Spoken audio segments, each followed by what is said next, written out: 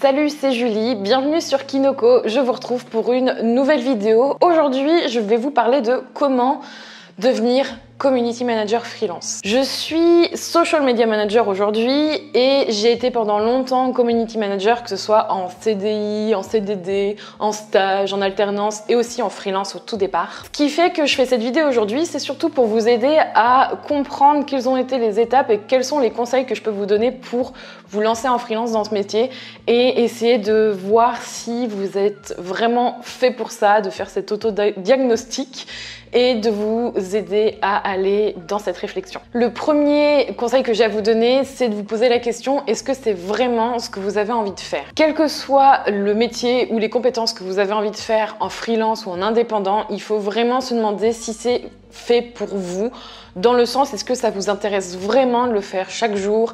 Est-ce que gérer des réseaux sociaux quasiment chaque jour, être vraiment connecté, assis à un bureau, devoir gérer des clients, gérer leurs réseaux sociaux, la modération, toutes ces questions-là, il faut vous les poser. Et pour vraiment connaître un cœur de métier ou une compétence ou savoir si ça vous plaît, il faut s'informer dessus. N'hésitez pas à lire des articles, à vous renseigner sur le métier de community manager, poser des questions, regardez des vidéos, renseignez-vous sur ce qu'implique le métier de community manager. Ça vous permettra de dessiner un portrait d'une journée un peu type ou du moins d'une semaine pour vous demander si vous vous projetez dans cette journée-là et dans ce métier-là au quotidien. L'autre chose à déterminer pour devenir community manager freelance, c'est de savoir qu'est-ce que vous allez mettre en avant, quelle va être votre spécialisation. Quand on parle de community manager indépendant, la chose qui revient de plus, c'est souvent qu'il y a énormément de propositions pour peu de demandes. Je suis pas forcément d'accord avec ça, j'aurai l'occasion d'en reparler avec vous, mais il faut quand même se démarquer et faire quelque chose qui vous plaît à vous. Par exemple, est-ce que vous préférez travailler avec des petites entreprises, avec des entreprises locales ou plutôt avec des grandes marques, des grandes entreprises? Il y a forcément des différences en termes de propositions à faire.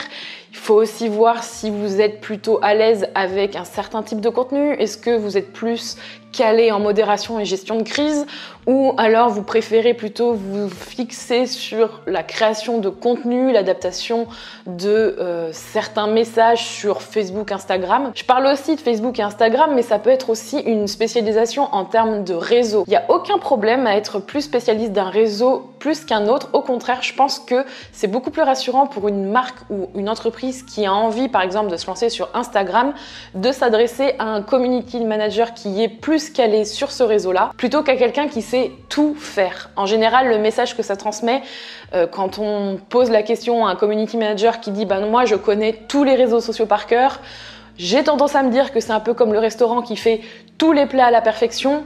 En général, c'est pas forcément bon signe. Comme je le disais, il faut absolument avoir un client idéal parce que quand vous allez vous retrouver en face de la prospection ou même de clients qui peuvent venir vers vous, il faut que vous soyez à l'aise avec l'idée de travailler pour eux. Quel est votre client idéal? Est-ce que, comme je le disais, c'est une grande entreprise? Est-ce que c'est plutôt des petites entreprises?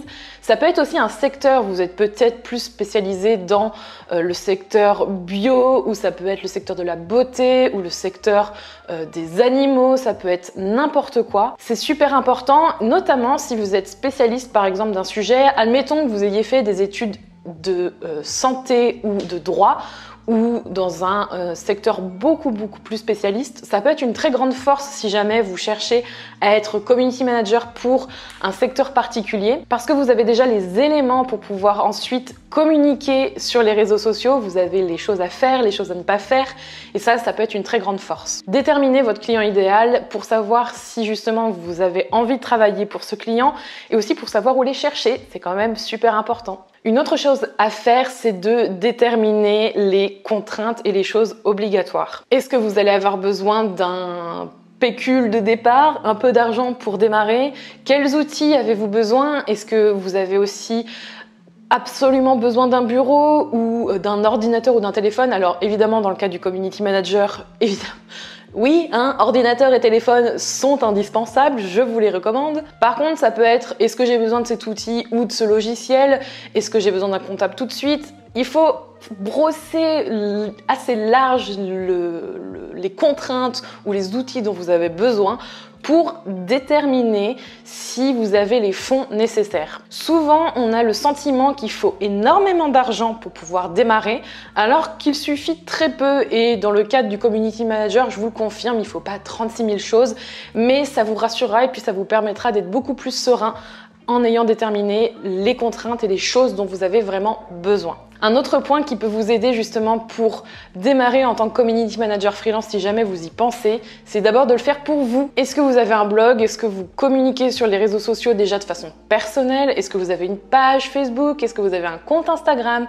Est-ce que vous publiez des vidéos sur YouTube? Toutes ces questions sont primordiales parce que je pense qu'il y a quelque chose qui est significatif. Si vous le faites pour vous-même et que ça vous fait déjà plaisir et que vous prenez goût à apprendre sur les réseaux sociaux et comment les utiliser, vous aurez d'autant plus de plaisir à le faire pour d'autres personnes. Il faut déjà pouvoir tester des choses sur soi, essayer de comprendre comment ça fonctionne avant de pouvoir le faire pour quelqu'un d'autre. Je pense qu'on est d'ailleurs beaucoup plus cohérent et plus crédible quand on arrive à le faire pour soi, notamment pour ce métier, et ça vous permettra d'être plus assuré ensuite quand vous aurez des clients.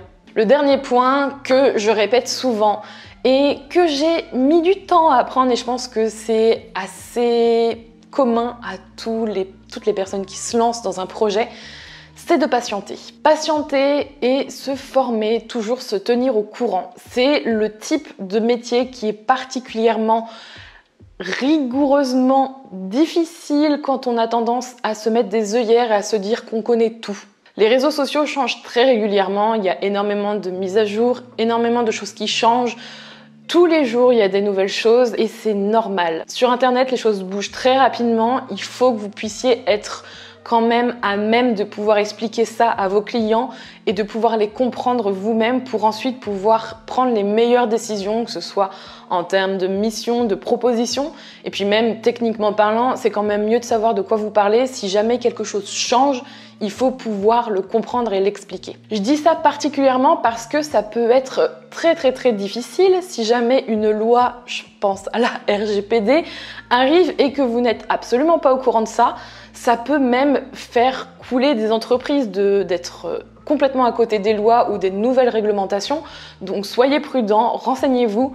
Et pour le côté patience, c'est surtout pour vous rappeler que Rome ne s'est pas faite en un jour et qu'il est très important de prendre le temps de faire les choses. Ayez de la patience avec vous-même, appliquez les choses, prenez le temps de le faire et si vous y mettez suffisamment d'efforts et que vous faites en sorte que ça fonctionne, il n'y a pas de raison que ça ne fonctionne pas. Que ce soit justement pour tester un nouveau métier parce que ça vous intéresse ou pour comprendre peut-être que c'est pas ce que vous voulez, le principal c'est d'en tirer les enseignements et de faire ça de façon cohérente avec vos choix. C'était mes conseils pour comment devenir Community Manager freelance et se lancer. J'espère que cette vidéo vous aura aidé et que les conseils que je distillais dans cette vidéo vous seront utiles. N'hésitez pas à la partager avec quelqu'un qui, pourquoi pas dans votre entourage, souhaite devenir Community Manager freelance. Rendez-vous sur juliekinoko.fr pour s'inscrire au Jeudi avec Julie. Chaque jeudi, je vous envoie un email avec plein de choses motivantes et inspirantes qui peuvent vous aider au quotidien dans votre vie d'entrepreneur pour construire votre business et façonner votre vie. Je vous retrouve bientôt dans une nouvelle vidéo et en attendant, prenez soin de vous. Bye bye!